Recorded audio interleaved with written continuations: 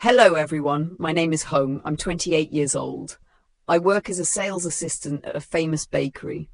I've been working here for 5 years, and because of my passion for pastries, I've gained about 20 kilograms during that time. Now I weigh 70 kilograms. As a 28-year-old woman with a slightly chubby figure, I still don't have a boyfriend. My life is very peaceful. Day by day, I live alone in a small house. My parents passed away when I was young. Although they left behind a decent amount of savings for me, I haven't touched it yet. I plan to get married at 30 and use that money to open my own bakery and live happily with my husband. But for now, I still don't have a boyfriend. I sighed, thinking, well, I still have 2 years left, no need to rush. So for now, I just want to enjoy my free single life. Then one beautiful day, a new employee joined the bakery where I work. His name is Tuan, 29 years old and single. The moment I met him, I was captivated by his radiant smile. My heart skipped a beat. I thought to myself, could he be my future husband? I even blurted out, my future has arrived. A month later, Tuan and I had grown quite close. I liked him, and everyone at the bakery had figured it out. They kept teasing and trying to match us together. Tuan felt embarrassed and shy about it, but to me, it was the most wonderful thing ever. That constant encouragement gave me the motivation to confess my feelings to the man I had fallen for. With all my courage and a bit of pressure from those around us, I confessed to Tuan, and the unexpected happened. I was overwhelmed with happiness when Tuan agreed to date me. I shouted with joy, Mom, Dad, I have a boyfriend. His name is Tuan and he's really handsome. But just 2 weeks into our relationship, I found out he already had a girlfriend. They had been fighting and he was feeling down, so he dated me on a whim. He told one of our co-workers that I wasn't his type. He didn't like girls who were overweight and ate a lot like me. When I found out the truth, I was devastated. I had only just held my boyfriend's hand once, and now I'd already been dumped. The flame that had just started to burn was doused with a bucket of cold water. I sighed and thought, well, better luck next time. Heartbroken, I went drinking alone. In the past, whenever I had something on my mind, I'd meet up and eat with my best friend. But 6 months ago, she told me to stay away because she had cancer. When it was discovered, it was already at the final stage. Just a month later, she passed away. My life has been full of sorrow. Everyone I love, everyone close to me has left me one by one. Now I'm the only one left. I drank a lot and was very drunk. I staggered down the road and was hit by a car. The collision knocked me to the ground. When I opened my eyes, I was in the hospital. The driver who hit me had brought me there. My body wasn't seriously hurt, but when they did a brain scan, the doctor found 3 tumours. I was diagnosed with a terminal illness. The doctor said I didn't have much time left, only a few months at most. When I heard the news, I sat there silently. I didn't cry or break down. Half a year ago, I had been by my best friend's side as she suffered through her illness, so death no longer felt unfamiliar to me. I just felt sad. There were so many things I hadn't done, opening my bakery, travelling to places I loved. Most of all, I hadn't truly experienced love. Before anything could begin, I was already facing the end. I thought, maybe my parents will be disappointed in me when I join them in heaven. Mom, Dad, I'm coming to see you. I'm just sad I didn't get to do everything I dreamed of. After a sleepless night of tossing and turning, I decided I would spend the rest of my days being truly happy. The doctor said I might have 3 months left, maybe only 2, depending on my condition. But whether it's 2 or 3 months, that's not important. What matters is how meaningful those days are. First, I submitted my resignation at the bakery. But the boss didn't let me quit. He shouted, "You can't just quit without giving a month's notice." I didn't mention my illness. I gently said I had an urgent matter and asked to leave immediately. He snapped, "If you quit now, you won't get your salary for this month. To someone who's about to die, money means nothing. So I nodded and agreed. But when I turned to leave, he yelled again, "Stop right there! Who said you could quit? Write a resignation letter and wait a month." Normally I'd argue back, but this time was different. I didn't want to waste my energy. So I took off my shoes and smacked them against his head. As expected, I got fired on the spot. I happily paid the penalty and went home to start planning for the final days of my life. From now on, every day had to be joyful. I wouldn't waste a single moment. First, I withdrew all the savings my parents left me. Then I booked a flight to Nha Trang for a vacation. I wanted to swim in the sea, eat loads of seafood, and just thinking about it made my stomach rumble with excitement. I pulled my suitcase and shouted joyfully, "Nha Trang, wait for me. I'm starting the final journey of my life. I'll eat all the food I love, swim in the sea, do everything I enjoy, and spend all the money I've saved. For decades, I lived far too frugally. Now I'm going to enjoy the fruits of my labor before I leave this world. That way, I'll have no regrets." I booked a luxury ticket. On the plane, I was served seafood, grilled meat, and had wine poured for me by the staff. I nodded in satisfaction. So this is how the rich live. Amazing. When I arrived at a VIP hotel in Nha Trang, I was stunned. In 28 years of life, I'd never been to such a clean, luxurious and beautiful place. Excited, I went to the front desk to check in. The receptionist said politely, "Dear guest, we only have premium rooms left." "How much?" I asked. 5 million VND per night." "Pfft. I thought it'd be more, take it." After checking in, a young male staff helped carry my luggage. Feeling joyful, I even tipped him 3 million VND. He was shocked and said, "But ma'am, I didn't really do much to deserve this." I playfully patted his butt and winked. "You helped me with my luggage. Just take it, don't feel shy." He later gave me his phone number and told me to call if I needed anything. I stretched out in the premium suite, fully immersing myself in the luxury lifestyle. I got facials, shaved, had a full-body whitening treatment, and went shopping for clothes. After a week of pampering, I was much fairer and more beautiful. The beautician said that with liposuction, I'd look perfect, but I declined. I'm dying soon anyway. What's the point of fat removal? I'd rather stay cute and chubby like this. To me, a skinny girl isn't attractive. A fuller figure is far more charming. I went to the hotel's dining area and saw a young woman yelling at the staff. I said, "No butter, no oil, no fat, and I wanted it just barely cooked," she barked. The waiter scrambled to explain, "Ma'am, the dish is exactly as requested. Please check it again for me." "I don't need to check. Call the chef here." The girl argued loudly with the chef and waiter. Apparently, because she had money, whatever she said became right. The chef shook his head in frustration. Yet the delicious dish in front of her was about to be taken away and replaced with something else. I immediately told the waiter, "Bring that dish to my table. I'll pay for it. Don't waste good food." The waiter was surprised. "But ma'am, that'll cost you quite a bit." "No problem. She didn't even eat it yet. And if you throw it away, won't it affect your salary?" So he happily brought the dish to me, thanking me profusely. I thought the food was delicious. Why did that beautiful girl criticize both the staff and the chef so harshly? Maybe I'm just not picky. I'm easy to please, especially with food. Everyone in the dining room praised me. To them, I was a wealthy yet easygoing lady. They wondered what billionaire family I came from to be so generous and laid back. But the truth was, I'm just a regular person.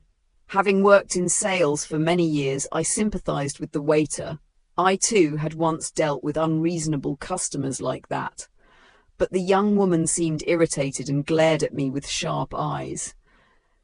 The chef later told me she was the daughter of a billionaire family. Her name was Than Ngoc. She'd been at the hotel for a week. Her boyfriend is the owner of this famous hotel, so no one dared to speak up. I said, "So she's using her boyfriend's status to boss people around? She may be beautiful, but her manners aren't." The chef nodded. "She's been coming every day this week, nitpicking everyone." We don't know why. Where's her boyfriend then? We're not sure. Ever since she arrived, the boss hasn't shown up. Maybe he's busy. What a shame. A difficult woman like her shouldn't even have a boyfriend. The chef and I hit it off quickly and became friends. His name is Kai, 32 years old, the best chef in the hotel. His food is incredible. While I'm here, I'm determined to try every delicious dish he makes. I've been staying at the hotel for a week now and feel completely relaxed and happy. I'll spend my last few months living it up here. One morning while exercising, I happened to run into tinnhanh. She gave me a mocking smile and said sarcastically, "Someone like you could jog your whole life and still never lose weight." I snapped back, "I've never wanted to lose weight. I love my body the way it is. You want to look chubby like that? Absolutely. That way I can eat what I like and not torment restaurant staff like you do." Hearing this, tinnhanh instantly flared up. "You think you're smart, bringing up the past like that? Because of you, people are calling me selfish." "Well, you are selfish! Shut up!" she yelled, raising her hand to slap me, but stopped. She gritted her teeth and said, "I'll let you off this time, but there won't be a next. Stay away from me. You think I'm scared of you? Think again." She stormed off, fuming. Just then, a luxury car pulled up at the hotel gate. She immediately ran after it, shouting, "Tun-fong, honey!" I just shook my head. How could someone so arrogant even exist? I resumed my jog in the hotel's garden. Later, I had a coffee date with Kai. Everything here was wonderful. Everyone was friendly and cheerful, except for tinnhanh. She was the only difficult and unpleasant one. tinnhanh chased the car all the way to the hotel parking lot. "Tun-fong, where have you been? I've been waiting for you here all week," he replied. "I was busy." "Are you so busy that you can't even answer my calls, Tun-fong?" Tun-fong said nothing and walked straight to his room. tinnhanh trailed behind him. "Answer me, or is it because you were out flirting with some girl that you didn't pick up my call? Answer me, or is it because I'm right and you have nothing to say? Is that it? Is that it?" Tun-fong remained silent. "Your silence is really driving me crazy," tinnhanh continued. "I called, you didn't pick up. I texted, you didn't reply. Who the hell were you with, huh?" Fong opened the door using his fingerprint and walked in. tinnhanh followed him, still bombarding him with questions. "Tell me now, where did you go? What have you been doing behind my back?" "What do you mean, behind your back? You're crossing the line," he said.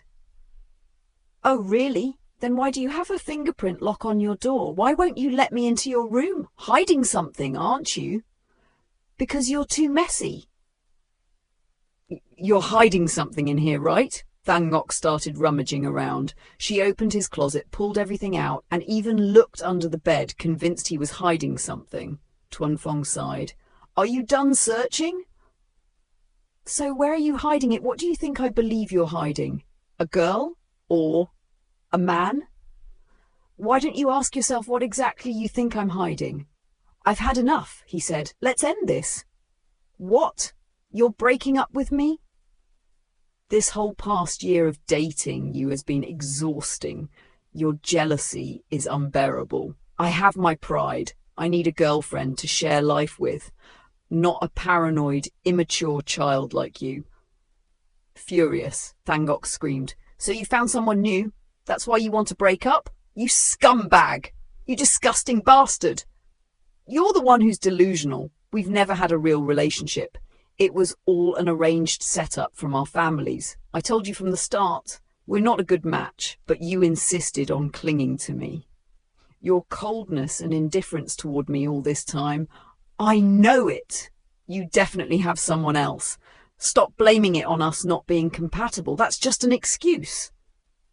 You really think what we've had over the past year is love? Lovers go out together, eat together, care for each other, even sleep together. We did none of that. That's because of you. I always wanted to be close to you, but you kept pushing me away. That's because I have no feelings for you. If it was someone else, they would have used you already. But I didn't. That should tell you something. We're only suited to be friends. I don't want to be your friend. I want to be your wife. Well, I don't want that. Go home. No, I'm not going. I want to stay here. Fine. The hotel has plenty of rooms. Stay for a few days if you want, but not in my room. I want to stay in your room. Get out. Treating Tuan Fong really was something else. He didn't show the slightest bit of pity. He grabbed her by the hair and dragged her out. Go to another room. Stop bothering me. You're hurting me. Let go of my hair. Tuan Fong pushed Ngok out and shut the door. She banged on it and shouted, but it was useless. His room was soundproofed. He couldn't hear a thing. Even though she'd been thrown out so harshly, Thang Ngok didn't go home. She booked another room and sat alone, brooding. Could it be that my suspicions were right? Does Tuan Fong really have someone else? But who? She thought, and then it hit her. Could it be her? That fat pig who embarrassed me in the dining hall the other day? That bitch dared to cause trouble with me. It must be her. I have to find her and get to the bottom of this. I was sitting and having coffee with Kai in the hotel's food court. We'd been doing this for several days now, chatting and laughing like old friends. Kai was easygoing and fun to talk to. I felt lucky that in this unfamiliar place I had met someone so warm and friendly, someone who didn't judge you for being overweight or eating a lot. Only regret was I wouldn't live much longer to stay friends with him. As I was laughing with Kai, suddenly Thang Ngok appeared. So this is where you've been? I've been looking all over for you. I was surprised. You were looking for me? Why? You're a great actress. You're trying to steal Tuan Fong from me, aren't you? Tuan Fong? I don't even know who that is. What are you talking about? Don't play dumb. You stole my boyfriend and picked a fight with me. Listen, I'm telling you, I don't know your boyfriend. I'm not stealing anyone from you. You've got the wrong person. Oh, you're a great faker. But listen here, fat girls like you, no one wants them. No matter how sweet you act or how many tricks you play, you'll only end up failing. With that, Thang Ngok stormed off. I just sat there stunned, not understanding what had just happened. How did I become the villain in someone else's love story? People around us were starting to stare. They probably thought I was the homewrecker. But I was innocent. I didn't know a thing. I didn't even know what her boyfriend looked like. How could I have stolen him? This is insane. Kai reassured me. She must have mistaken you for someone else. I know you're not that kind of person. You think I'd steal someone's boyfriend? I don't even have a boyfriend. I've never been in love. And besides, someone like me who's about to die, what's the point of stealing anyone's man? Kai looked shocked. Wait, what did you just say about dying?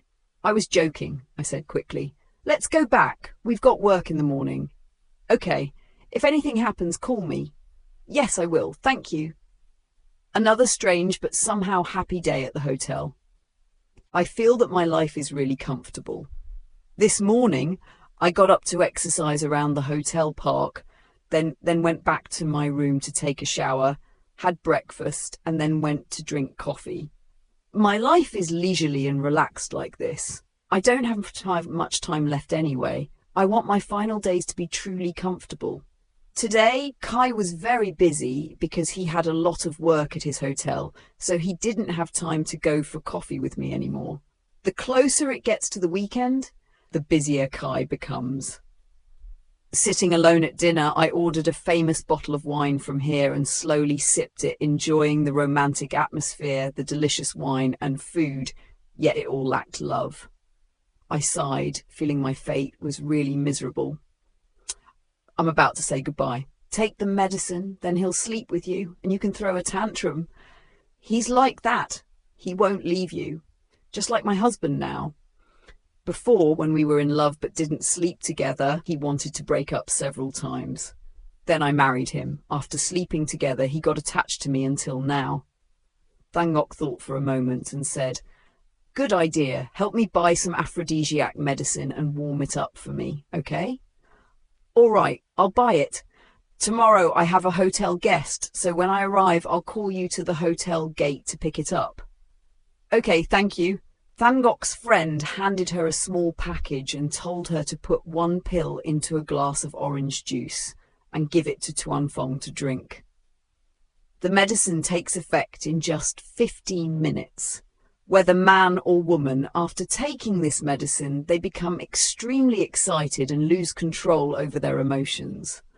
Thangok took it back to her room and prepared her plan. She mixed 2 glasses of orange juice, put the medicine in 1 glass, and carried them to Tuan Fong's room. Fong! Fong! Fong was sitting at the desk looking over the books. As soon as Ngok came in with the drinks, he asked, "You haven't gone home yet? Why did you send people away and stay here? It's almost half a month. What are you waiting for?" Ngok put the 2 glasses of orange juice down and made a sour face, saying, "Yes, I'll go home tomorrow morning. I'll pack my things and leave early tomorrow morning." "If you're leaving tomorrow, now go get some sleep," he said. "Yes, I know. You always send me away." Ngok squeezed the orange juice and said, "If I squeeze too much, will you drink with me?" "I don't like orange juice," he replied. "Just drink it with me, please. Otherwise, I won't go to my room." "Just sit here then." Ngok handed the glass of orange juice to Fong. "Here, drink it. After you drink, I'll take you back to your room. Otherwise, I'll just lie down here." Fong sighed and looked at the glass. "I never drink orange juice." He frowned and said, "But if you want me to drink, I'll drink." "Then go to your room." "Fine." Fong drank the entire glass in 1 gulp. "It's really hard to drink. Now that you've drunk it, I'll go to my room." "Yes, I know. Let me finish my drink first. Why are you in such a hurry to go?" Thangok deliberately lingered to wait for the medicine to take effect. She imagined Tuan Fong holding her, passionately making love. That feeling must be amazing. She smiled to herself. A few minutes later, Tuan Fong began to feel hot inside. The sensation was strange. He clenched his fists, wondering why he felt so uncomfortable. He turned to look at Thangok. Normally he felt no emotion sitting beside her, but now his instinctual desires flared up, making his whole body burn. He tried to suppress it, but couldn't. What did she put in the orange juice? Seeing Tuan Fong's unusual behaviour, Thangok knew the medicine was starting to work. She moved closer, hugged his neck, and began seducing him. "Fong, I love you." Fong struggled to resist with all his might and pushed Ngok away. "Stay away from me. Don't avoid me. I love you. Hold me." She lunged forward and embraced Tuan Fong again. He still couldn't control his desires. Thangok was very pleased. Everything was going as she wished. He loved her and was close to her. However, Tuan Fong was still somewhat clear-headed. The medicine hadn't fully taken effect. When he tried to run outside, Thangok quickly jumped up and called, "Fong, Fong, where are you going? I'm here!" Tuan Fong ran outside. Thangok chased after him, but as soon as she reached the door, she suddenly remembered she wasn't wearing any clothes. If someone saw her, she'd be very embarrassed. She quickly ran back to put on clothes. Flustered, once she finished dressing, Tuan Fong had already disappeared. Thangok had no idea which way he went. She was furious. "Oh my God, I'm going crazy. Where did he run off to?" "Tuan Fong, where are you?" she called out. Drunk, I had already finished a whole bottle of wine and was staggering home. Because I was intoxicated, my gait was wildly unsteady, leaning first one way, then the other. Near the elevator door, suddenly I got a whim. Let's take the stairs to lose some weight. I was almost back to my room. It was almost 11 p.m. and everyone had gone to sleep. The hotel was quiet except for a few guests returning, but they took the elevator. Who would bother walking like me? As I walked, a man suddenly ran down the stairs and collided right into me, causing me to fall backwards. He fell on top of me too. I was annoyed, but when I looked at him, he was so handsome. I just said, "Oh, so handsome." He looked annoyed and immediately got up, then ran back to hug me. Before I could react, he kissed me passionately, freezing me in place. I was confused, unsure if I was awake or dreaming. Suddenly, a handsome, fragrant man fell from the sky and, without knowing me, embraced me passionately. I tried to push him away, but he held me tighter. Since I was drunk, I was swept into his arms. I opened the door, pulled him into my room, and we kissed passionately. That was a very special night for me. We didn't know each other, but in my drunkenness, I felt extremely delighted. At last, I finally experienced what it feels like to be with a man. When I opened my eyes, I saw him shining into the room through the window crack. Last night, I forgot to close the window again. Still half asleep, I felt someone place a hand on my body. I turned around and was startled to see a man lying next to me. Neither of us was wearing any clothes. I covered my mouth with my hand, thinking, "Oh no, I slept with him last night?" I tried to recall what had happened. I hid my face, too embarrassed. "Damn it, Hong, you were so drunk you slept with a stranger. Hong, you're almost dying, and you're still this reckless and messed up." I saw my clothes on the floor, so I gently slipped him out and quietly got off the bed. I quickly grabbed and put on my clothes, then ran straight into the bathroom. Oh my God, how could I be so stupid as to bring a stranger back to my bedroom? What's wrong with me? I stood still in the bathroom for a long time before finally calming down. I took a shower, got dressed, and went out. By then, he had just woken up. He saw me and bowed his head. "Sorry, I apologize for last night. I didn't mean for it to happen." I sighed and said, "It's okay, I was drunk, so don't worry about it too much." He stammered repeatedly. "I'm sorry, I took the wrong medicine. That's why I was like that. Now that it's done, I don't know what else to say except sorry, ma'am." "I'll compensate you." Then he reached into his pocket but found nothing. He scratched his head and said, "I forgot to bring my wallet." I took out a pen and paper and wrote down my bank account number. "When you get back to your room, transfer the money to me. I'll send you 100 million VND as an apology for what happened last night." I was surprised at his surprisingly decent attitude. I laughed and said, "For a girl who's kept her virginity for 30 years, 100 million isn't much, is it?" He lowered his face shyly and said, "Then 200 million. How about 500? Hearing his awkward, nervous voice made me laugh. I sighed and said, "I'm just teasing you. Anyway, it's already happened. You were drunk and so was I, so let's just forget it. I really didn't mean for it to happen. Okay, please accept 500 million. Once you take the money, I won't feel guilty anymore. I'm almost dying anyway. Why would I need money now? Let's just say it was an accident and everything will soon pass." "What did you say? You're almost dying? But you look so healthy. How could that be?" I sat down and told him about my terminal illness. "I don't have much time left, so I just want to enjoy my last days happily." He seemed sympathetic, and our conversation became more meaningful. "My name is Fong. Nice to meet you." "Yes, I'm Hong. Nice to meet you too." "I have a friend who works at a hospital. I can take you there for a checkup. Maybe it will help." I waved my hand and said, "No need. I'm fine. I'm very happy now. I like this feeling, so I don't want to go to the hospital. If I go, they'll make me stay and treat the illness. Then my hair will fall out and I'll still die eventually. I don't want to die in that ugly ward." "That's a bit harsh. You should go to the hospital for treatment. The doctors can help you live longer." "I have nothing to worry about. I have no relatives, nothing to hold on to anymore, so I'm at peace. I never loved before, so I regretted not knowing life's taste. But now I do. I have you to thank for that. But now, can you leave my room? Go home and don't think about last night anymore. I'm not blaming you." "Can I be your friend?" "Of course, feel free to call me anytime you need."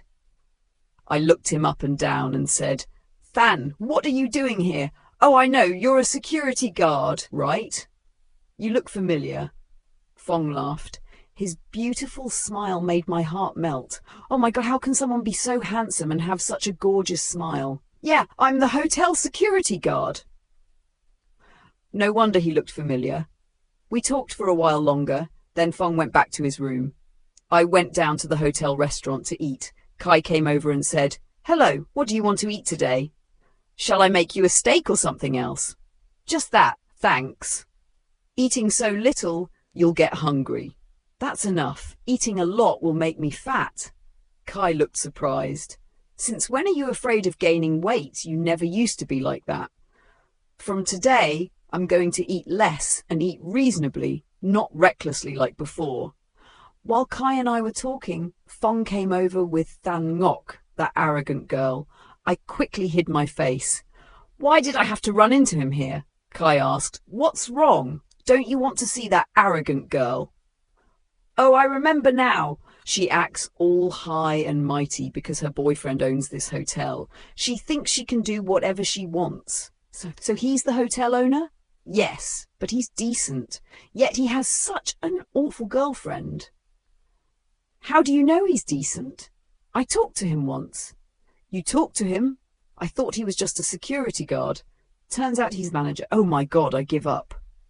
Than Ngok sat at a table nearby, not far from where Kai and I were. I could hear everything. Than Ngok was blaming Fong. "Where did you go last night? Where did you sleep?" "Shut up before I kick you out of this hotel." I didn't expect Amvu to be so sharp. How could he say those things to his girlfriend? Than Ngok still kept her stubborn face and threw a tantrum.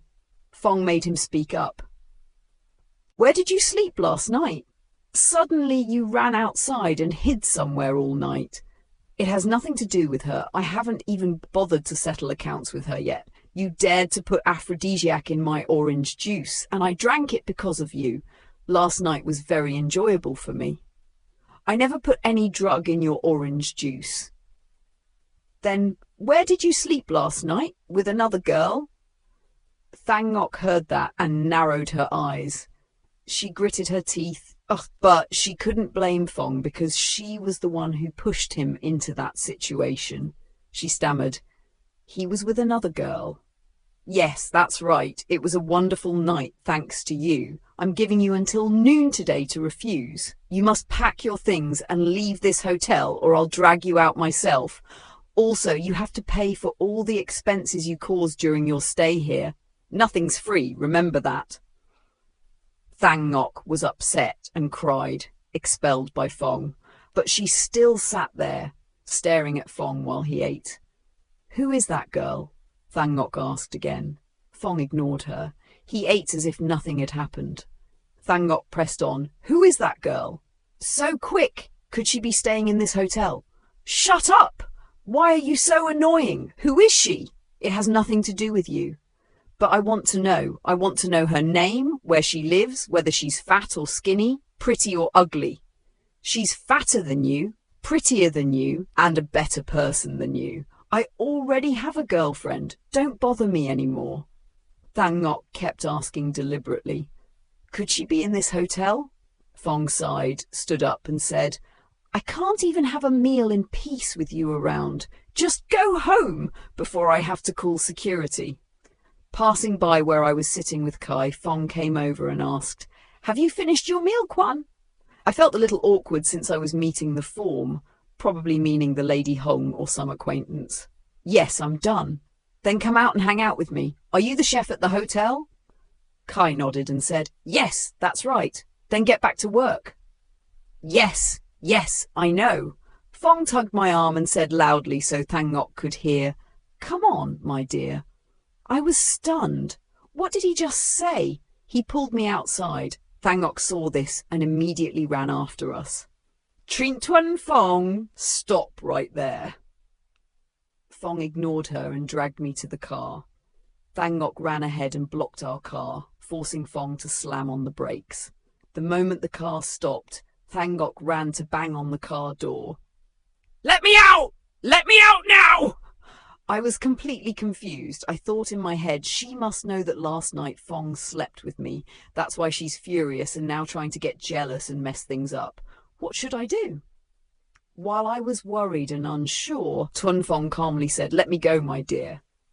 I stammered, Why tell your girlfriend about last night? What should I do now? She's not my girlfriend. She's been pestering me all day. Please help me handle this today. Oh my God, how could you? Fong opened the car door and pulled me out.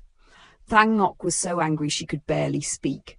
Who is she? Last night you were at her place. You're my girlfriend. I slept there. Now you know I have a girlfriend, so don't bother me anymore. My girlfriend will get jealous. Thang Ngoc glanced at me with half-open eyes. What? Last time you said you didn't know who Trịnh Tuan Phong was. Why did you lie to me? I hesitated and said, I just got to know Phong. Last time we met, I really didn't know him. So you just met and already slept together? Phong said immediately. Thanks to her, we realized our love. Now that you know clearly, get out of the way! Thang Ngoc screamed in rage. How can you say that to me? What do you mean abandonment when we never even loved each other? Don't take it personally. Then Thang Ngoc changed her tone, begging Phong, don't leave me. I love you. I need you. Are you testing me? Phong coldly and firmly said, I'm not testing you. You are my girlfriend. Then he grabbed my hand gently and asked, do you love me? Tell me. I hesitated, not knowing what to say.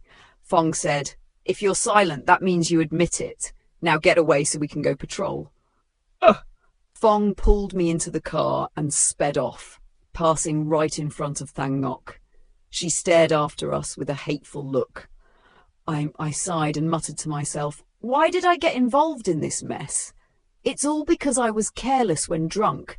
If I was stronger and less infatuated with men, maybe I wouldn't be so troubled. Out of the hotel, Phong took me to a coffee shop. We sat and talked over coffee. Thanks, Hong. Why thank me? Because Hong helped me. Maybe now Thang Ngoc won't bother me anymore. She's been pestering me so much. I'm exhausted. She's very pretty. Why don't you like her? I don't know how to say it. I just don't like her. I've never had a boyfriend, so I don't understand these romantic things. I won't talk about that anymore. Are you feeling okay? Do you want me to take you to the hospital? No, I'm fine. Very fine. But you're so cheerful. Why don't you go to the hospital for treatment? Maybe you can get better. I'm in the final stage. What's the point? Treatment wastes money and won't cure me, plus I'd have to suffer pain. Then I won't force you. I like my peaceful life. I'm satisfied with it. Phong and I got along very well. He always encouraged me to go to the hospital, but I refused. He scolded me for being stubborn and not going. I felt happy because it had been a long time since someone cared about me like this. Phong said he would always be by my side during this time. Just call him, and he would come. I nodded in agreement. So it means that in the last days of my life, I will have Tuan Phong beside me, no longer worried about dying alone. Having someone by my side like that would be good too, so death wouldn't feel so lonely. But I wasn't dead yet. I was seriously ill and then kidnapped and taken far away. The next day, after I had just gone out with Tuan Phong, he even bought me a fancy box of chocolates. But before I could eat it, the doorbell rang. I thought it was Tuan Phong coming. I wondered, what could he want to tell me? But when I opened the gate and door, I didn't see anyone. There was a small note stuck on the door. Come to the back gate of the hotel. I have something to tell you. I held the note, reading it carefully, thinking, could it be Thang Ngoc? She's still bitter about me and Tuan Phong and wants to cause trouble. I hesitated, half wanting to go, half not. But eventually, I decided to go to the hotel's back gate to see who wanted to meet me. So I went out the back gate. It was around 10 p.m. The street was quite empty, not as lively as the front gate. I looked around but saw no one. Strange, why wasn't anyone there? Could it be a prank? I waited for a while, but still no one showed up. I was about to leave when suddenly a black car approached. As soon as it stopped, two strange men got out. They rushed over, threw a sack over my head, lifted me into the car. I struggled hard, shouting, "Let me go! Let me go!" Then I hit my head on something and felt pain wash over me. When I opened my eyes again, I was startled to find my hands and feet tied behind my back, lying on dirty ground. I struggled but couldn't free myself from the tight ropes. I was being kidnapped. But who could have done this to me? A noise behind me startled me. Thangok appeared, accompanied by 3 strange men. "Thangok, what are you doing here? Let me go!" She stepped closer and kicked me hard in the face, causing my nose to bleed. She gritted her teeth and said, "You're so fat and still dare to steal my boyfriend? Let's see how I deal with you today." "I'm not your boyfriend's lover. Let me go, or I'll call the police." Thangok sneered. "Go ahead and call. I'll make sure your social media is ruined." She said this while dropping a phone on me. "Give me my phone back right now." "What for? I'm about to kill you anyway. Why do I need your phone?" She kidnapped me. I was terrified of punishment, but I didn't fear anything at all. Whoever dares mess with my life must die. I looked at her and said, "Tuanfong and I are just friends. Please let me go." Thangok curled her lips and said, "Just friends, huh? Then why did you sleep with him? Are you his lover?" "That was an accident. Tuanfong was drugged." "Shut up! I don't want to hear it. You ruined everything by coming here, so now you must be punished." "What do you want to do to me?" I asked. Thangok turned to the 3 men and said, "Do you want to relieve some stress? I'll give you 1 chance to let off steam. Then we send her to heaven." One man shook his head. "She's a bit chubby, not really our type." Thangok laughed bitterly. "And yet Tuanfong likes her. So annoying. I'm so delicate and pretty, but Tuanfong still complains about me." One man gently placed his hand on Thangok's shoulder and said, "My type is you, sis. If you need to relax, come to my place. I'll serve you to your heart's content." Thangok nodded. "All right, I'm annoyed and need to relax, but first I'll deal with this one. Then we'll go to your place." "Yes, sis." Then they duct taped my mouth so I couldn't scream. I was terrified. Tears ran down my face, eyes pleading. But they showed no mercy. Thangok took out a sharp knife and began carving words onto my face. Blood flowed, covering my face in red. She gritted her teeth, saying, "I'm ruining your looks, so you'll die. You'll become an ugly ghost, Wilms. You're fat and ugly. Let's see which ghost would want you." I was in pain and fainted. Thangok ordered her men, "Tie her up tight and throw her into the river." "Yes, sis?" After everything was done, Thangok took Hong's phone and texted Tuanfong, impersonating Hong. "Tuanfong, I have urgent matters and will be away for a week. I'll contact you afterward." After sending the message, Thangok got into her car to return to the city. Then Tuanfong replied on Hong's phone, "What urgent matters? You're going for personal reasons, right?" "Yeah, I'll come back soon." Reading the message, Thangok was furious. "Damn bastard, I text you and you only reply the next day, but Hong texts once and you reply immediately." One of her men comforted her softly. "It's better to let it out than hold it in, or you'll get old faster. Now that fat one is dead. No one needs to stop you. Don't be angry anymore." Thangok turned to the men. "How old are you, Long?" 20. "Do you have a girlfriend?" "No. All 3 of us are the same age and none of us have girlfriends." "Good. Today I'm fed up with life. You 3 serve me tonight. I'll reward you 100 million. I'm not short of money, just love." That night, to celebrate removing the thorn from her side, Thangok went to the 3 men's house, drinking and partying. They took some aphrodisiac drugs. Later, Thangok took a shower and invited the 3 men to join her. That night, Thangok had group sex with them until dawn. I understood that the thorn in her side was removed and her desires satisfied. She collapsed asleep like the dead. 2 days later, when Hong didn't message, Tuanfong started missing her. He picked up his phone, about to message Hong first, but then hesitated because they had only known each other for a week, and under special circumstances, he was drugged and Hong was drunk the first time they met. Although Tuanfong and Hong had already slept together after that fateful night, Tuan Fong found himself deeply impressed by Hong. According to what Hong shared, she had a serious illness and didn't have much time left to live, but her zest for life and optimistic spirit made Tuan Fong admire her. He wanted to spend more time with her because every time he was around her, he felt cheerful and full of hope. But just after a week of knowing each other, Hong had to leave for some business far away. Tuan Fong sighed, wondering what she was doing and why she hadn't called or texted him even once, so thoughtless of her. Tuan Fong walked down to the hotel lobby, where Kai approached him and asked, "Boss, have you seen Hong? She messaged me saying she was going away for a week. Are you looking for her for something? I tried calling her, but she won't pick up. I'm really worried," Kai said. Tuan Fong glanced at him. "Worried?" "Yes, because every time I used to call her, she always answered. When I texted her, she'd reply right away. But now, nothing. I'm really concerned that something might have happened to her." Tuan Fong headed to the front desk with Kai following behind. "Boss, where are you going?" Kai asked. "To get the key and check her room. Maybe something's off." "Yes, I'll go with you." They went up to Hong's room and unlocked the door. Everything was still as it had been.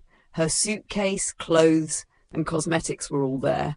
"She left her suitcase here. Her wallet and ID are still here too. Where would she go without taking any of her belongings?" Kai said. Tuan Fong replied urgently, "Something's not right. Let's check the security footage." "Yes, sir." They rushed down and reviewed the hotel's CCTV footage. 3 days earlier, just past 10 p.m., Hong was seen leaving her room without taking anything, just holding her phone, and exited through the back door of the hotel. That area had a broken street light, so it was pitch dark and the camera couldn't capture anything beyond that point. Tuan Fong and Kai were extremely worried. They tried calling Hong again, but her phone was off. She didn't know anyone in this area, so where could she have gone? Tuan Fong immediately reported her mysterious disappearance to the police, so they could begin an investigation. While Tuan Fong and Kai anxiously waited and talked to the officers, Thang Gok appeared. She saw them talking with the police and smirked. "Looking for Hong? Keep looking. Let's see if you can actually find her." After Tuan Fong and Kai finished talking to the officers, Thang Gok came over and pretended to be clueless. "Mr. Fong, Mr. Kai, what's going on? Why are there so many police officers here?" Tuan Fong said nothing. Kai sighed and replied, "Hong's gone missing. We just finished speaking with the police. Hopefully they'll find her soon." "Oh, is she the chubby girl from the other day?" Thang Gok asked. Tuan Fong glared at her. "She's the girl you threatened to hit that day. Do you have anything to do with her disappearance?" Thang Gok immediately denied it. "What are you talking about? That day, you introduced her as your girlfriend and told me to leave and go home. I just happened to be nearby today and dropped in to say hi, and now you're suspecting me? You hate both me and Hong. If she's gone missing, the most suspicious person is you," Tuan Fong said. Thang Gok started tearing up. "So now you think it's me? You can come to my house and search if you want. Call the police to arrest me if you like. I love you. I was being serious about us. But just because she disappeared, you think I did something? Really?" Seeing her crying, Kai said, all right. Things are already chaotic enough. Please don't cry anymore." "But Mr. Fong suspects me. He's so worried about her that he's accusing me." "Don't overthink it. Just let things settle down. Then have Mr. Tuan Fong apologize to me for dragging me into this mess for no reason." Tuan Fong got up and walked away. Thang Gok called after him, but he didn't turn back. "Tuan Fong, stop right there! Stop!" she shouted, throwing a tantrum. "You arrogant jerk! You'll be single forever," Kai muttered. "He was never into you. Why do you keep chasing him? Don't you get tired?" Thang Gok looked at him slyly. "Then maybe I'll start chasing you instead." Kai immediately shook his head. "No thanks, I already like someone else. Please stay away from me." "You like someone else? Really?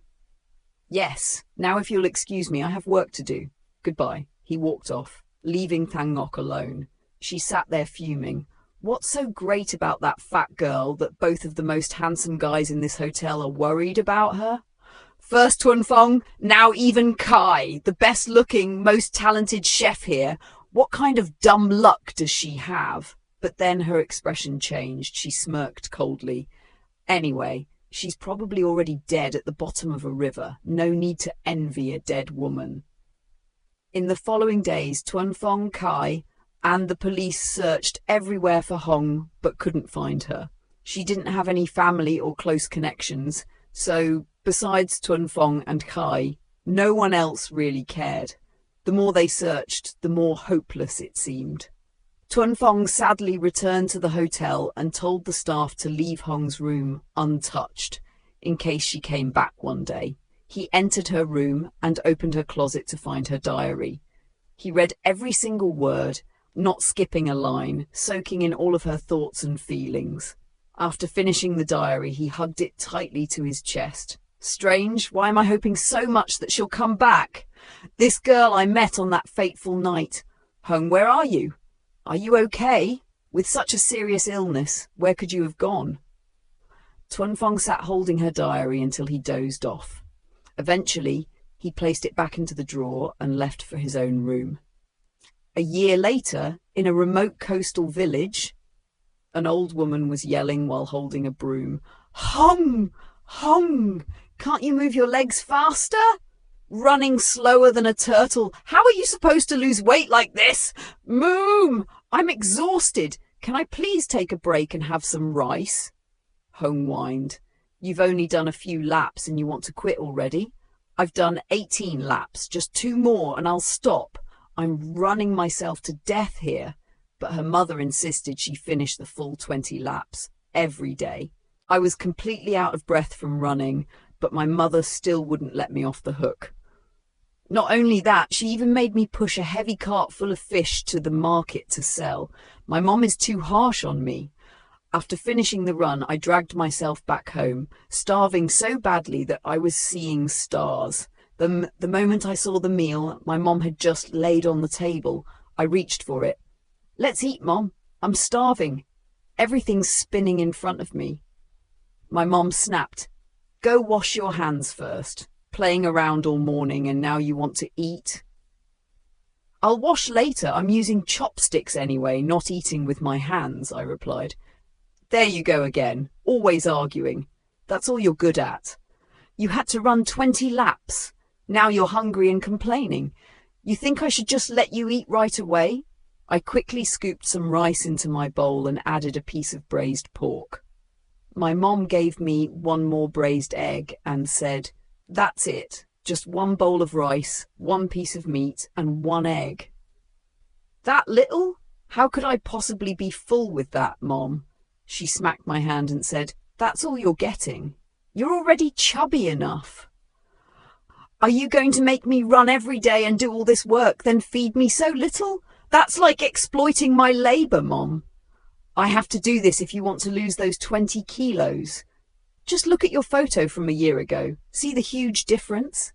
Back then, you were chubby and cute, but now you're just fat. You're a girl, for heaven's sake. 70 kilos is way too much. But now around 50 kilos, that's beautiful. So control what you eat and don't get fat like before. Yes, ma'am. My body might look better now, but what about my face? Who could be so cruel to slash a girl's face like that? Evil like that won't go unpunished. Seeing me looking sad, my mom comforted me. Don't dwell on it too much. If I can't afford it, I'll still try my best to take you to the city for scar treatment. You'll be beautiful again. Okay, Mom. Have you remembered anything lately?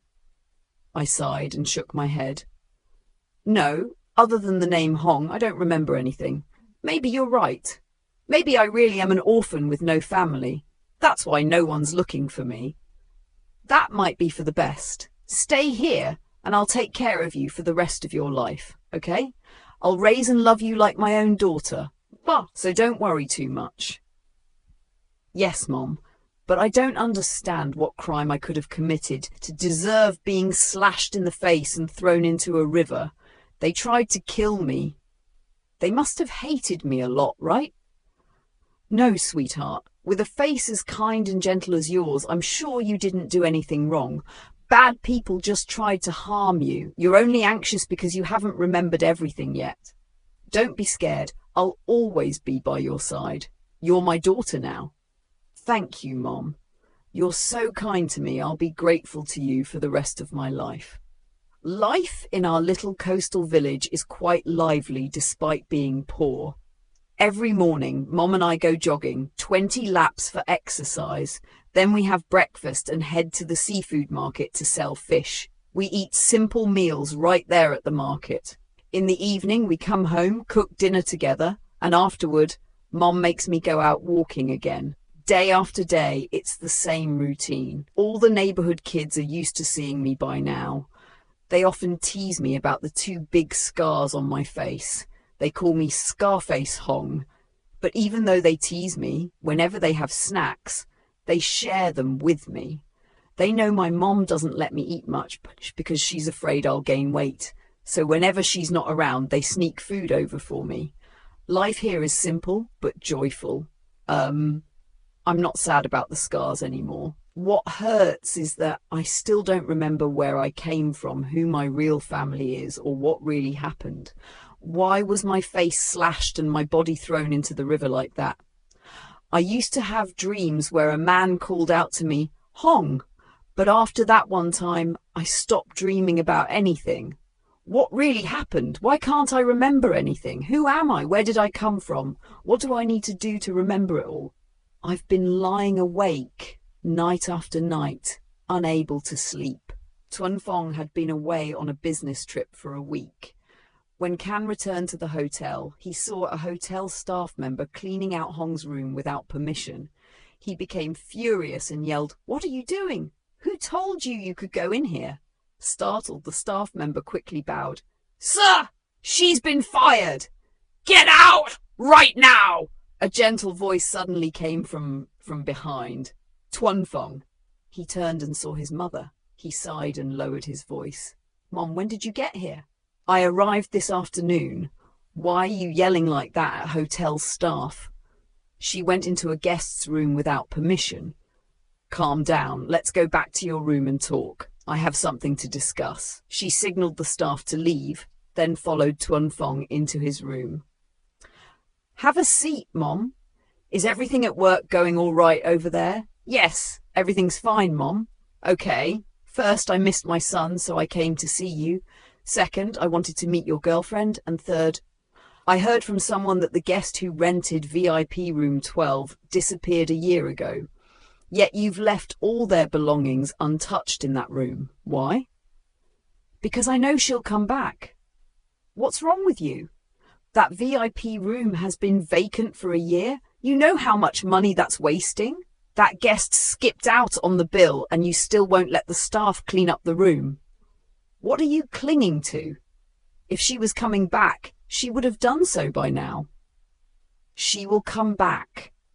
I believe it. It's been a year, son. If she were coming back, she'd have come already. I'm sure she was just pretending to be rich, stayed in the VIP suite, ate and drank like a queen, then ran off without paying." "You really believe that story about her disappearance? You're too naive." Tuan Fong sighed. "Say what you want, but I'm not touching that room. You can't order staff to clean it out. If you do, that staff member will be fired." "Why are you so stubborn? The hotel has no available rooms to rent, and you keep that one empty for no reason." "I'm tired. I'm going to rest. You should too." "Fine. What about your wedding plans then? What are you going to do?" "I already told you, Mom. I don't love Thuy Ngoc, so I won't marry her." "What's wrong with you? She's followed you for years and genuinely loves you. Don't you feel anything for her?" "How would you know if she truly loves me when you're not even here, Mom? She comes here during the day to be with me, but at night she goes out with several guys, Mom." "That's impossible. Ngoc isn't that kind of girl. She's well behaved." "Don't be ridiculous, Mom. You don't believe me, do you?" Let me show you this photo. Tunfong pulled out his phone and showed his mother a picture of Thangok lying between three men. His mother was shocked. No way, I can't believe it. Tunfong gave a faint smile. I even have a 45-minute video of Thangok with those three guys, Mom. But you really shouldn't watch it. Just seeing the photo is enough to understand. You've been constantly pushing me toward her, so I had to find evidence for you to see her true nature and stop forcing me. Now you get it, right? His mother was stunned. I never imagined Thangok would be like that. People's hearts are hard to read. I'm glad you understand now, Mom. All right, I'll find someone else for you. You're 33 already. If you don't get married now, you'll really be single forever. Mom, please. It's my life. Let me decide. You'll stay single till old age, huh? You're a grown man, 33 years old, and still haven't had a proper relationship. I'm really disappointed in you. Whatever, Mom. What? If you don't get married this year, I'll leave the house and disappear. Tunfong scratched his head as his mother stormed off. He sighed and muttered, She's unbelievable, already old, but still acts like a child. The next day, Tunfong went straight to his mom's room and rang the bell. She opened the door and asked, What's going on? I'm going out tonight. Where are you going so early? I'm going back to the countryside to visit an old friend. Haven't seen her in years. She might not even recognize me anymore. You mean the woman who used to sell fish at the market, the one you used to take me to visit? That's the one. It's been 3 years, right? Yes. Too bad I've got work today and can't drive you. I'd love to see her again. His mother glared at him. Just stay home and do something useful. Don't tell me you're going there to learn from her. Learn what? What, you planning to be single forever like her? You drive me crazy. Every time you see her, you tell her to find someone to grow old with, and she never does. Now you're turning into her. Every year you push me to get married. What if I don't want to? Maybe I shouldn't see her.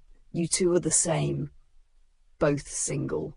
What a ridiculous comparison. I'm done talking to you. Have fun on your trip. Thanks. From your hopeless son. Right at that moment, Thangok arrived. She bowed politely. Hello, Auntie. You've just come back from overseas? Tuanfong's mom looked her up and down, sighed and shook her head. You've got a decent face, but your character, I just can't stand it. Don't pretend to be sweet anymore. You give me goosebumps. Live decently, girl. Karma will hit you hard one day. Thangok quickly grabbed her hand. Auntie, why would you say such things? I don't even understand. She pulled her hand away. Fake, manipulative, shameless. One piece of advice. Live properly. That's all. I have things to do. Tuanfong, help me with the suitcase. Yes, ma'am. Tuanfong and his mother left together. Thangok stood there, face darkened. It was as if she had overheard something. The more she thought, the more bitter she felt. That day, since my mom was away, I didn't have to help her sell fish. I decided to sweep the yard. Suddenly, a luxury car pulled up.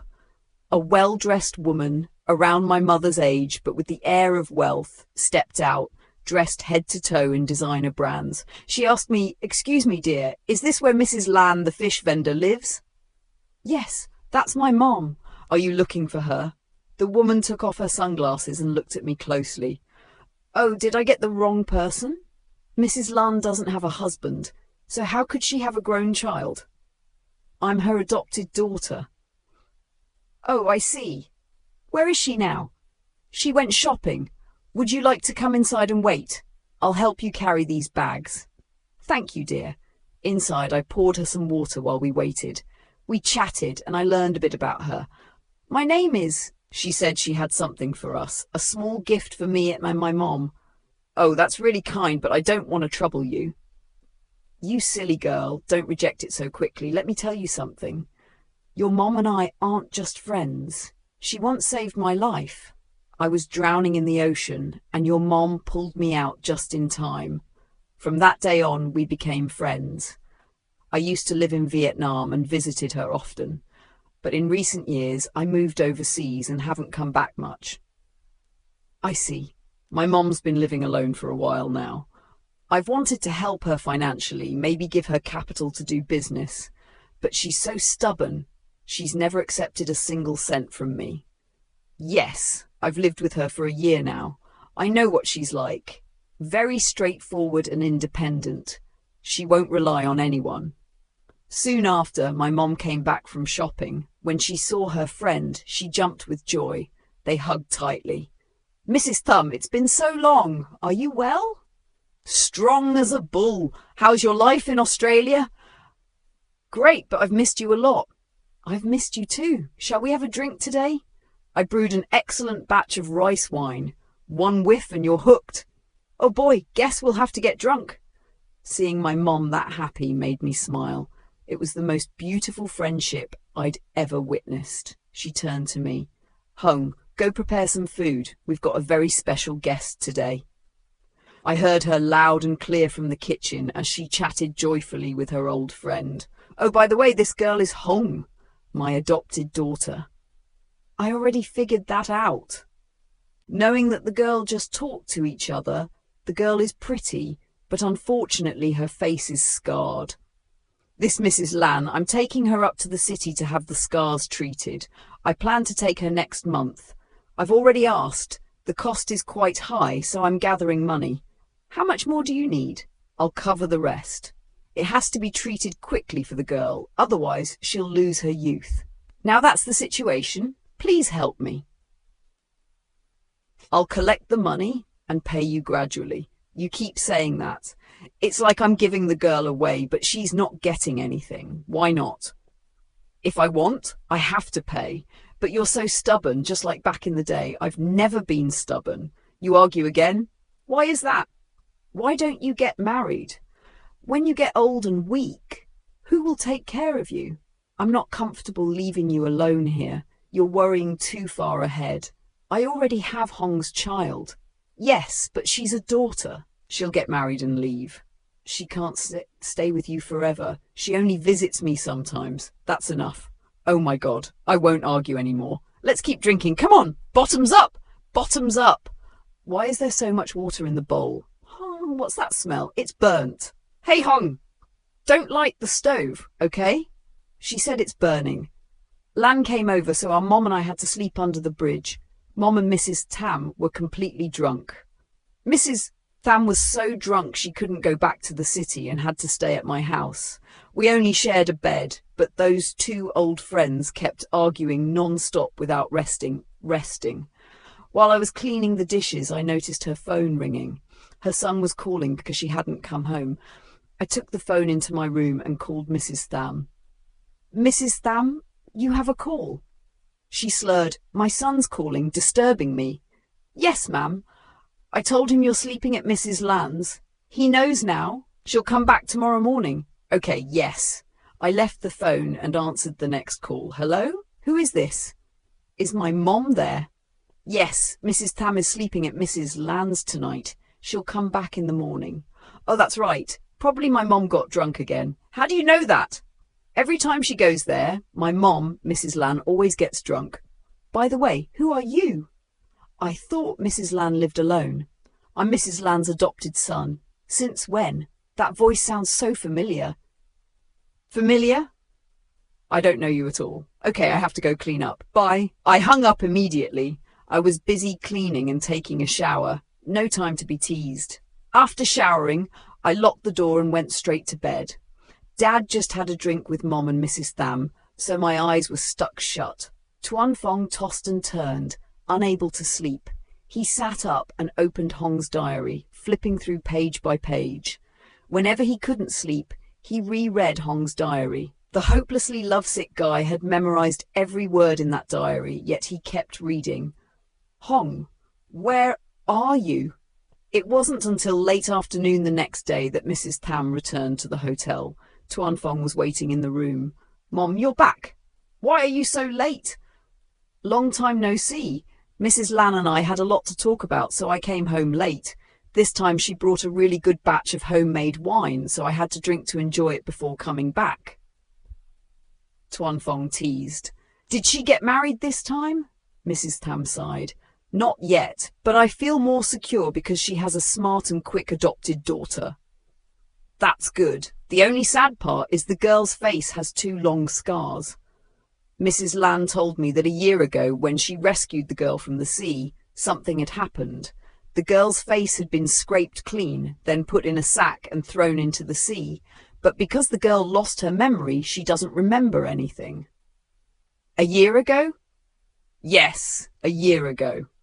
Her face was slashed and she was thrown into the sea. I have a feeling Tuan Fong did something. Why is your face so pale? Are you sick again? Do you have a heart problem? Let me get some medicine. Mrs. Tam hurriedly opened the cabinet and gave Tuan Fong some medicine. After a while, he felt normal again and stammered. Mom, can you take me to Mrs. Lan's house? I want to go there. Why? You're tired. I'm fine. I want to see that girl now. Please take me there, Mom. Hearing her voice over the phone yesterday, I felt a bit familiar. Mrs. Tam was stunned, then stuttered. Do you mean you think the girl missing for a year is Mrs. Lan's adopted daughter? Yes, that's what I think. All right, let's go immediately. Mrs. Tam and Tuan Fong headed straight to Mrs. Lan's hometown. They arrived at 7 a.m., but the house was locked. She's not home. Maybe she's selling fish at the market, Tuan Fong said. Let's go find her at the market. But when they arrived, Mrs. Lan wasn't there either. A woman sitting next to Mrs. Lan's usual spot said that early this morning, Mrs. Lan and her adopted daughter took backpacks and clothes and left. Mrs. Tam and Tuan Fong didn't know where to go to look for Mrs. Lan because they forgot to get her new phone number. They went back to Mrs. Lan's house to ask neighbours if they knew where she had gone, but no one knew. The two sat at the gate waiting for Mrs. Lan, but she and her adopted daughter didn't return by noon. Then Mrs. Tam suddenly remembered. Could it be that you took the girl to the city for the scar treatment? Mom, are you sure? The other day she said she was gathering money to take the girl to treat the scars, but I didn't expect it would be so soon. To the city? Yes, let's go to the city. I'll find her. It's a big city with many hospitals. How can we know where to look? Don't worry, I'll find Mrs. Lan and her adopted daughter. Mrs. Tam looked at her son, amused. You know, I told Mom I liked that girl. No, I don't like her, but I kept a room for her for a year. Why do you still care so much about her? But if she is really that girl, Mom, please talk to her. She's good and sensible. I hope she's the one I'm looking for. Thank you, Mom. They returned to the hotel. Immediately, Tuan Fong hired people to search all the major hospitals in the city, insisting they find the girl who was undergoing facial scar treatment on the same day. He was ready to pay a high price in exchange for the fastest information possible. My mother and I went to the dermatology hospital in the city for scar treatment. Originally, we were supposed to go next month, but last night my mother received compensation money for the land, so she suggested we go this morning instead. Conveniently, she was on a break at the time. So this morning, the two of us took the bus to the city. My mother got motion sickness and was very tired. Poor her, she had to endure so much just to get my face treated quickly. After registering for the checkup, we sat down to wait. A stylish young woman also came in for an examination and sat in the seat next to my mother. My mother took out a piece of bread and offered it to me, saying, "You're hungry, eat some bread." I replied, "No, I'm not hungry." My mother said, "Let me go buy some rice then, and we'll eat together later." I said, "No, you can't do that. What if the doctor calls me while you're gone? Just sit here and wait for the checkup. I'll go to the cafeteria to buy food," my mother replied. "Okay," I said. Then my mother kissed my cheek, saying, "My daughter is about to be beautiful. Once your scars are gone, you'll be the prettiest girl." "Yes, Mom," I replied. I stayed seated while my mother went to buy food. The beautiful girl sitting beside me spoke loudly, "This is a hospital, not a marketplace. You people from the countryside have some manners." Her tone was so unpleasant that I turned to her and said, Is it really necessary to be so rude? Then what? Am I wrong? The girl snapped back. She rolled her eyes at me, but her face immediately flushed. Are you Hong? I calmly asked. Yes, I'm Hong. Do you know me? She replied. You're still alive? No way. I thought you were dead, I said, surprised. I didn't know if she knew me or not, but I wondered why she looked so scared when she saw me. Are we acquainted? I asked. No, we're not, she said as she suddenly rushed outside. I didn't know what was wrong with her, but she seemed panicked and even tripped and fell flat on her face. After that, the doctor called my name and I went in for my checkup. Because I was nervous, I forgot all about the strange girl. I was eagerly waiting for this day. Who would want to carry 2 big scars on their face forever? It's so ugly. After examining me, the doctor said my 2 scars could be treated. He asked me to be admitted for treatment. The length of treatment would depend on my body's response. So my mother and I mentally prepared for about half a month at the hospital. My mother was very happy and excited, eagerly waiting for the day my face would be scar-free. Although the cost was quite expensive, she didn't mind. She always encouraged me, giving me motivation he was a great foster mother to me. Than Ngoc returned home feeling unsettled.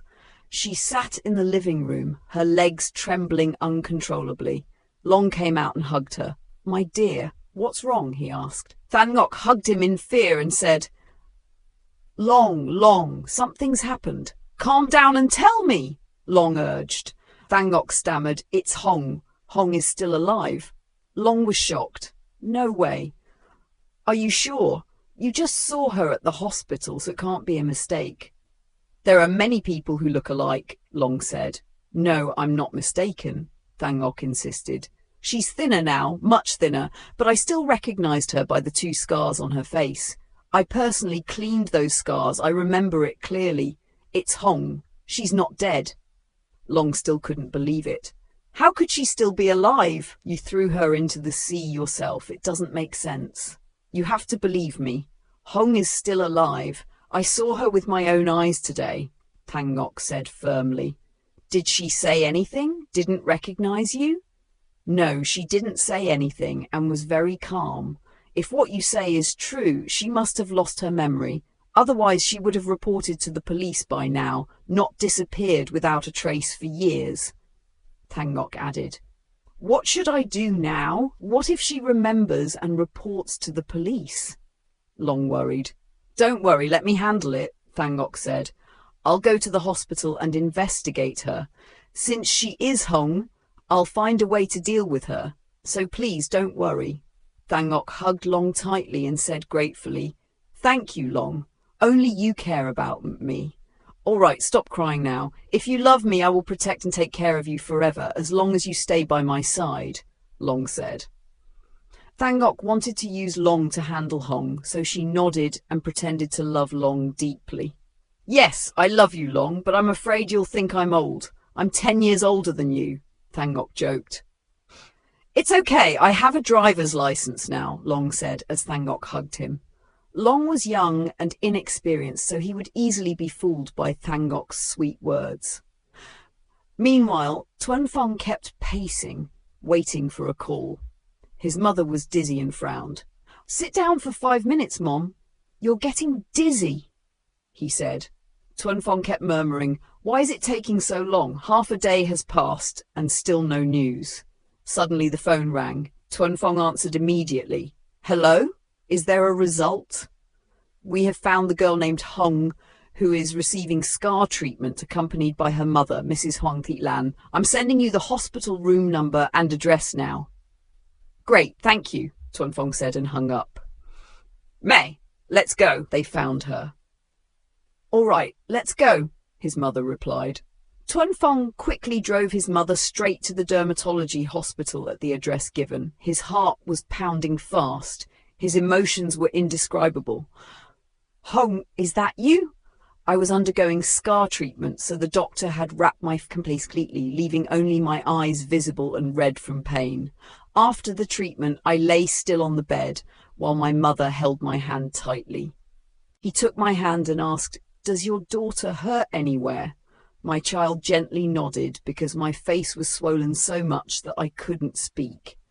My mother softly encouraged me, "Just endure the pain a little longer. Soon your face will look beautiful again. Then you can have anything you want. But for now, try to bear with it, okay?" I nodded, closed my eyes and tried to rest a bit to ease the pain. Mrs. Thum and Tuan Fong arrived. "Mrs. Lan! Oh, Mrs. Thum, Tuan Fong! How do you two know to come all the way here to visit? We were even planning to find you at your home. Is Hung okay?" The doctor said Hung is stable, but she insisted on coming home. She just took a short nap. "Please, sit down, Mrs. Thum, Tuan Fong." Tuan Fong approached and stared intently at Hung, his hands trembling. "Hung, is that you? Are you okay? You've lost weight and your face is covered now. I really want to see you." Miss Lan saw Tuan Fong staring at Hung and asked Mrs. Thum, "Why is your son staring at my Hung like that?" Mrs. Thum quickly pulled Mrs. Lan aside. "Let's talk outside." "What's going on?" Outside in the hallway, Mrs. Thum smiled with her eyes twinkling and said, "If this girl Hung is really the one my son has been searching for all this year, then we two are about to become in-laws." "What did you say? Your son Tuan Fong knows my Hung?" "That's right. Here, look at the photo of the girl Hung that Tuan Fong has been looking for. She's a bit chubbier than your Hung, but their faces look very similar except for those two scars." "Let me see." Mrs. Lan took the photo Tuan Fong had shown her earlier.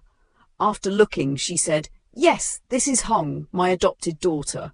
But why has she lost so much weight?"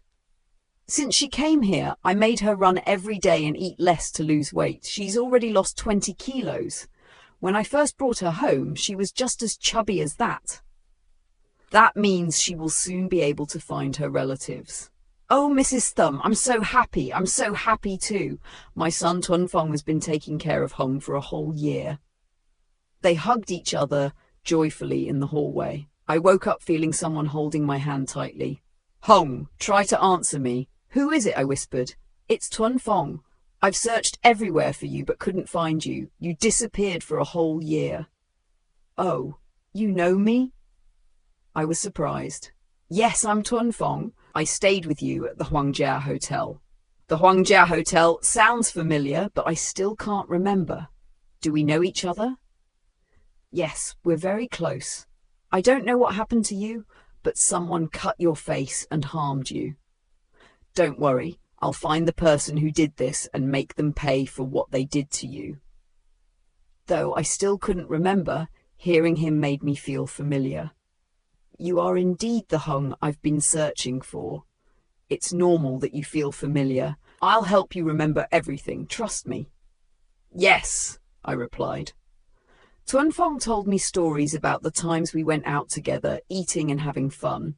He even recited passages from my diary. He recalled how we first met. I started to feel a little impression of him, but I still couldn't fully remember. Since then, Tuan Fong has stayed with me around the clock. He even brought my diary and read it to me every day. Thang Ngoc and Long arrived at the hospital. Thang Ngoc waved at Long. "Look, Tuan Fong is taking care of Hung. She's lost weight, but her face hasn't changed and the scars have healed. She's going to be beautiful again." "I hate her so much to the core. I want to kill her because she stole the man I love," Thang Ngoc said fiercely. "Is that so?" Long asked. "Yes, I hate her deeply." "All right, I understand. I'll take care of her for you." "Really? I trust you. If I want her dead and out of my sight, you do it for me. Just wait." Then Thang Ngoc and Long quickly left the hospital. Long went to buy poison to carry out his evil plan. A 21-year-old young man, still very young, had fallen deeply under the spell of the wicked and cunning Thang Ngoc, a woman 10 years older. For days, Long loitered around the hospital, waiting for an opportunity to harm Hung. Finally, the chance came. While Tuan Fong went to the restroom and Hung was asleep, Long sneaked in and injected poison into Hung's IV bottle. Just as Tuan Fong came out of the restroom and saw a stranger holding a syringe entering the room, he shouted and the intruder ran out. Tuan Fong quickly called for help and locked the IV line.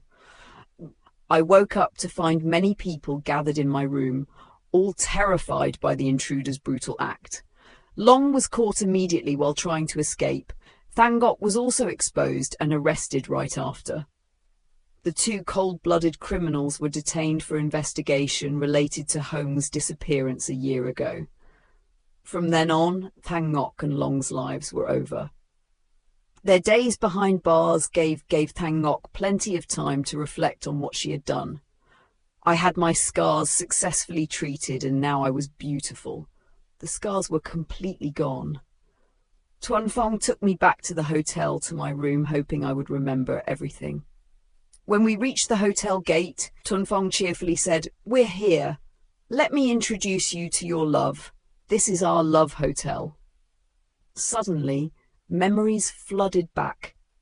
I remembered everything. It had been 1 year and 1 month since I was kidnapped by Thangok, and the room I stayed in at the hotel remained unchanged, with everything neatly arranged and cleaned daily by Tuan Fong. He had always believed that one day I would come back and remember everything.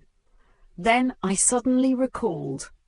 A year ago, the doctor told me I had a terminal illness and that I only had 23 months left to live. Yet a year had passed and I was still alive. Recently, I had a full health checkup at the hospital and everything was perfectly normal. I wasn't sick at all. I sighed. This hospital was so careless, almost killing innocent people. Soon, I would return there and meet the doctor who once said I was about to die. I wanted to see his reaction when he saw me alive.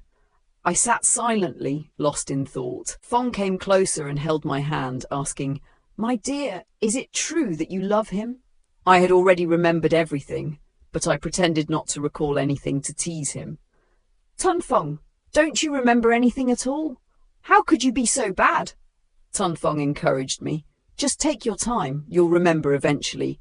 No need to rush. We still have plenty of time." Yes. When he heard I was back at the hotel, Chef Kai quickly ran up to my room looking for me. "Hong! Hong!" I turned and smiled brightly at him. "Oh my God, you're finally back! Thank heaven!" Kai rushed over to hug me, but Tuan Fong stopped him with one step. Kai fell to the ground. "Boss, what the heck? That's dirty play! Why did you step on my foot?" Tuan Fong ruffled my hair and said in a boastful tone, "Now that you're here, you should know what to do and what not to do. No hugging other people's wives, got it?" I scolded him. "You're so strange. Is that really all there is to being jealous?" Kai stood up and said, "It's been a year since I last saw you. Are you well?" "You look so weak," I said. "For the past year, have you been all right? It must have been tough." "Not really. But seeing you so skinny, you must have lost a lot of weight." "About 20 kilos, Kai said. "Now I see you're too thin. Come home and I'll take care of you for a while until you're plump again. Come on, I'll cook for you. Lobster, emperor prawns, braised beef with fish roe eggs." "Stop it!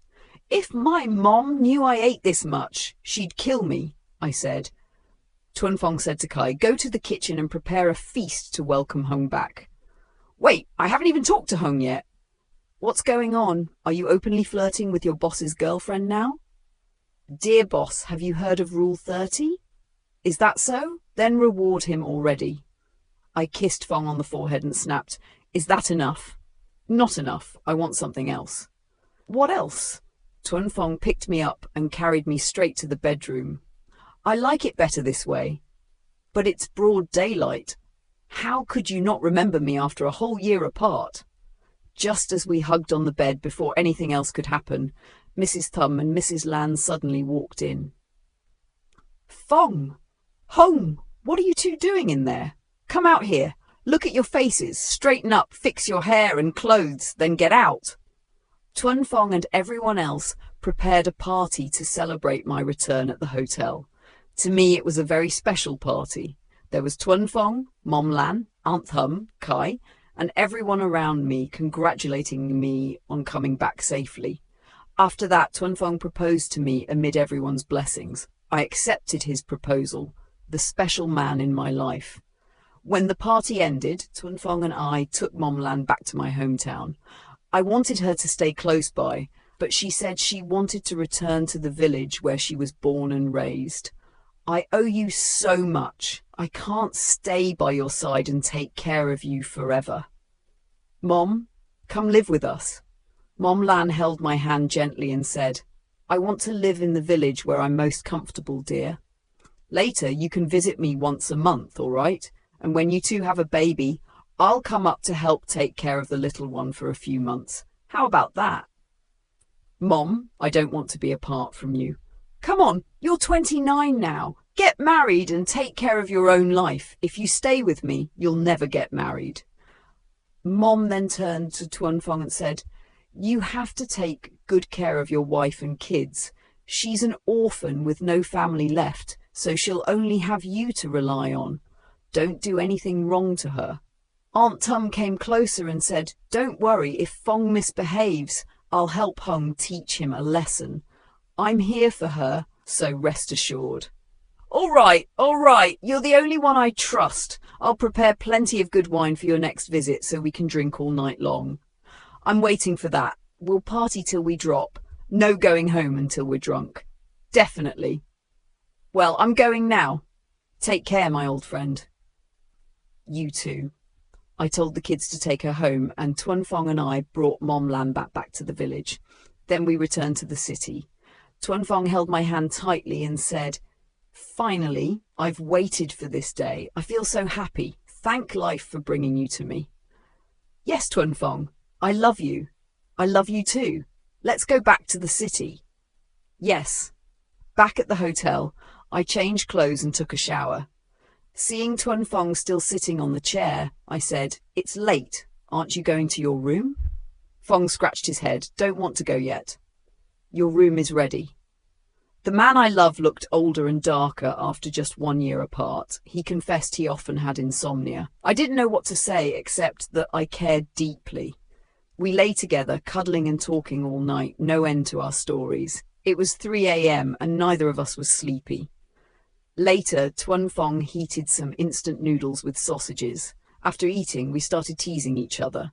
Lately, your butt seems a bit flat, huh? Signs of aging? Tuanfong winked at me. Do I have signs or not? You have to check for yourself. No need to check. I can tell just by looking. Sometimes things aren't what they seem. I think now is the time for you to check. Fong moved closer and I dodged. Let's see if your eyes can catch me. You're on. I bet I'll catch you. We chased each other around the bedroom, giggling like crazy. Finally, he caught me. Hold me tight. I got you. I turned and hugged him back. The passion flared fiercely as we held each other, kissing wildly. Suddenly there was a loud crash. Something collapsed. We stood there, mouths open in shock. A lantern hanging on the wall fell and slid, hitting both our heads. Panicked, we pulled each other outside. As we reached the middle of the house, a decorative lantern also fell, almost hitting both of us. Tuanfong said, Honey, it's an earthquake! Oh my God, a VIP hotel, but fake stuff, cheap knockoffs, and you don't even see the real things inside. I don't even know why my husband didn't notice. Why does all this deception always happen at such important moments? Isn't that bad? Let's just hurry and get out of here. As we reached the door, Tuanfong opened it, but the bamboo wind chime hanging above suddenly fell straight onto his head. His head swelled up like a big cluster of guavas. The two of us ran outside and didn't see any other problems. It was just the stuff inside my room that caused it. Then we went back to Tuanfong's room and sat holding hands. Luckily, nothing serious happened. The next morning, he called someone to come fix the room. It must be because the stuff was antique. Thank goodness, right? You're not badly hurt, are you? If you had cracked your head today, it would have been a disaster. How could I crack my head? I still have to be your husband, you know. Tuanfong picked me up and ran into the bedroom excitedly, saying, Don't worry, my bed is really sturdy. It won't collapse. Are you sure? Absolutely sure. As we were about to kiss, my foot hit something strange on the bed. I looked over my shoulder and Tunfeng and I both jumped in fright as if our souls left our bodies. Mom Thumb! Mom, look, you're lying in my room? Oh, it's you two? Mom thought, this was my room. Maybe you're drunk and got the rooms mixed up. All right, you two carry on. I'm going back to my room. There's nothing for me to see here. Mom Tum walked out, and before we could recover, her voice boomed outside. You two little devils, what on earth did you do to smash all the stuff in VIP room 12? I'm sure the room is still standing. If it collapsed, what bed would be left to fall on? Just sleep on the floor and hurry up.